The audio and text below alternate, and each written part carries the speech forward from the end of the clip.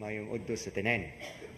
Yesterday, we started a new liturgical season on the celebration of the first Sunday of Advent, where the season invites us all to see where we are now in our relationship with God and others as part of our spiritual journey, spiritual preparation in these 4 weeks before we come again to joyfully celebrate Christmas.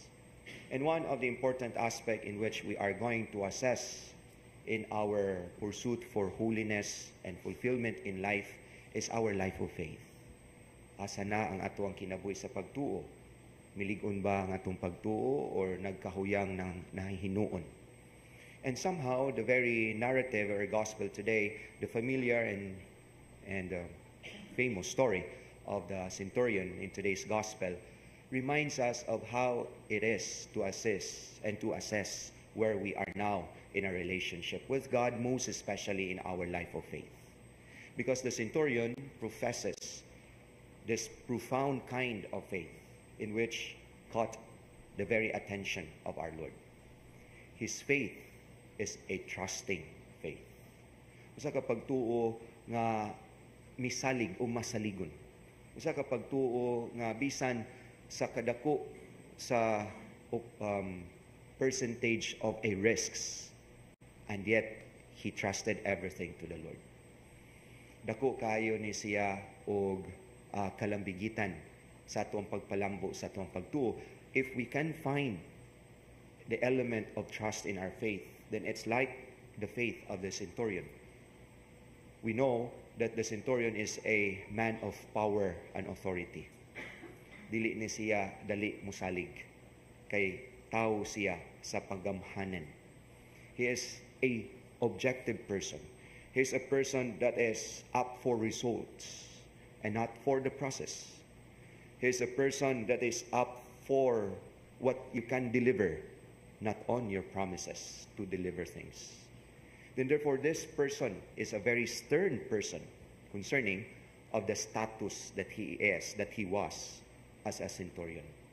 And yet we find the kind of a virtue that is contrary to the very position and the authority of a person. He trusts everything to the Lord. And not only trusting to the Lord, one virtue that we can find, something that inspires us in our Advent journey, in our preparation before Christmas, is that his faith, his trusting faith, is very much anchored to his humility.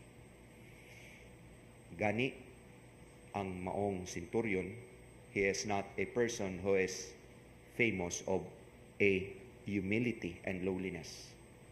Kay usa siya katawo nga gamhanan, manugo, usahay mingon ta may lang ka manugo da, no? But this is the kind of person that he is. But it takes him a humble heart to stoop down and ask a Jew for a favor.